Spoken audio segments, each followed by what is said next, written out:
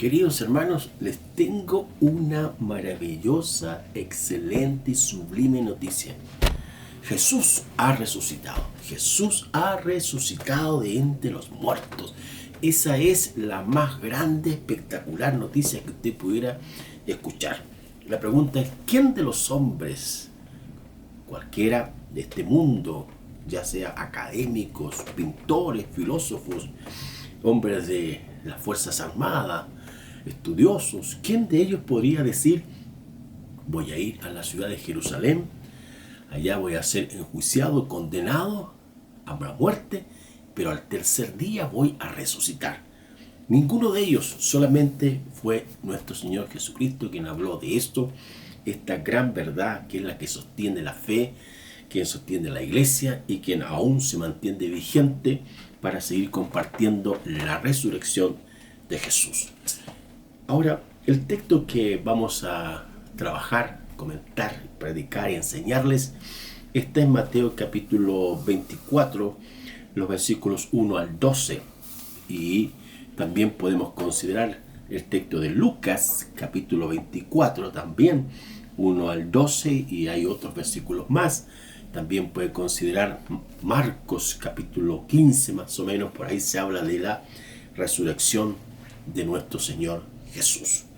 Ahora, ¿cuáles serían, para comentar el día de hoy, las evidencias o algunas evidencias que manifiestan que Jesús ha resucitado? En primer lugar está el mensaje escrito. La palabra del Señor es bastante evidente en decir que cuando nuestro Señor Jesucristo resucitó entre los muertos, la tumba está vacía. Ahora, el día que Jesús resucitó es el primer día de la semana. Dentro del calendario hebraico, distinto es el calendario romano, está considerado acá, de acuerdo al calendario romano, el primer día de la semana sería el día domingo, aproximadamente a las 6 de la mañana. Es así que las mujeres, María Magdalena, y también se menciona alguien que creo que su nombre es Juana, que era parte de las mujeres que ayudaban al Señor Jesús, y también fueron aquellas que prepararon los ungüentos o los perfumes para preparar el cuerpo para que Jesús después sea envuelto en una sábana y colocado en el lugar de la tumba. Pero aquí la evidencia fuerte, y que es la que persuade a muchos estudiosos acerca de lo que es la resurrección, es que la tumba está vacía. Hoy día, cuando hay gente que va a Jerusalén a conocer geográficamente los lugares históricos donde Jesús murió, está ahí el lugar de la tumba colocado, donde se colocó históricamente el cuerpo, pero hay una imagen diciendo que ahí fue donde Jesús fue puesto su cuerpo y después resucitó entre los muertos. Ahora, allí se menciona una piedra. Se cree que esta piedra aproximadamente era más o menos de 1 tonelada de peso, lo que indicaría que ninguna persona humana con la fuerza sola podría haber removido la piedra, pero es evidente que quien movió la piedra fue, en este caso, 2 ángeles. En segundo lugar está el mensaje angelical. El mensaje angelical, aquí se presentan a 2 varones vestidos con ropas resplandecientes, que ellos le dicen a las mujeres que Jesús ha resucitado. Ahora, ¿cómo supieron los ángeles que Jesús había resucitado? Es porque ellos mismos sabían también de este acontecimiento que iba a ocurrir, que nuestro Señor Jesús sería muerto, pero también iba a resucitar.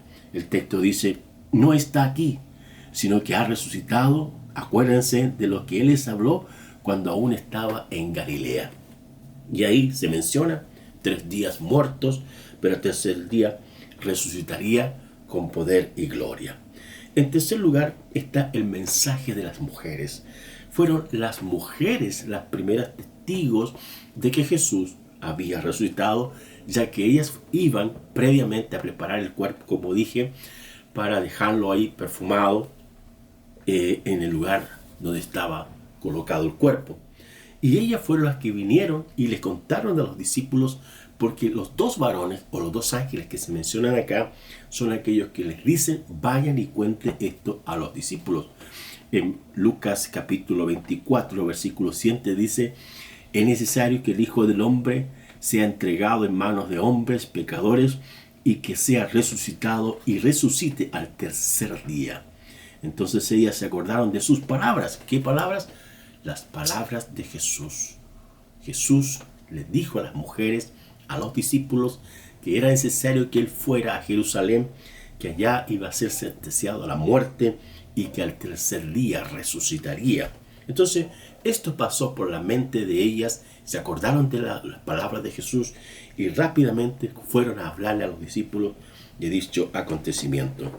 En un principio no fue creído, los discípulos no creyeron, fueron tan impactados de este hecho que realmente más tarde Pedro corre rápidamente al sepulcro, entró y vio los lienzos y fue impactado por este maravilloso evento. El texto dice ahí: pero levantándose Pedro corrió al sepulcro y cuando miró dentro vio los lienzos solos y se fue a casa maravillándose de lo que había sucedido. Hermanos, tiene que haber sido tremendo para el apóstol Pedro, que era uno de los discípulos que estuvo cerca de Jesús 3 años aproximadamente, y ahora el ver que cuando Jesús había muerto, muchos pensaron que todo terminaría allí. Se cree que algunos de los discípulos que eran pescadores volvieron a sus oficios que anteriormente practicaban, los cuales se ganaban el pan de cada día para sostener a sus familias. Pero ahora que el Señor ha resucitado, la reacción, la emoción, el sentido de lo que realmente implicaría, iba a hacer que los discípulos ahora cambiaran sus vidas para convertirse en pescadores de hombres. Y en cuarto lugar está el mensaje vigente. En 1 Corintios 15, 1 al 11, el apóstol Pablo dice que estaba escrito que Cristo moriría, pero que al mismo tiempo resucitaría. Al mismo tiempo que este mensaje no solamente iba a ser recibido por los corintios que ya lo habían recibido, porque la epístola a los corintios del año 60 aproximadamente, o 50, 60 aproximadamente, para la expansión del evangelio que salió de Jerusalén, después se fue a Antioquía y después Pablo y sus hermanos misioneros que le acompañaron en este objetivo de reconciliar al mundo con Dios a través de Jesucristo. Notamos que ese mensaje donde el Señor le ordena a los discípulos que vayan y prediquen del evangelio a toda criatura, es lo que está haciendo Pablo: ir, moverse geográficamente guiado por el Espíritu Santo donde hay que predicar el mensaje del evangelio.